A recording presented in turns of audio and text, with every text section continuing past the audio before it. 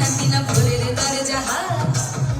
নাতিনা শুনছি নতুন শতাব্দীটার ডাক নাতিনা ভোরের দরজা নাতিনা শুনছি নতুন শতাব্দীটার ডাক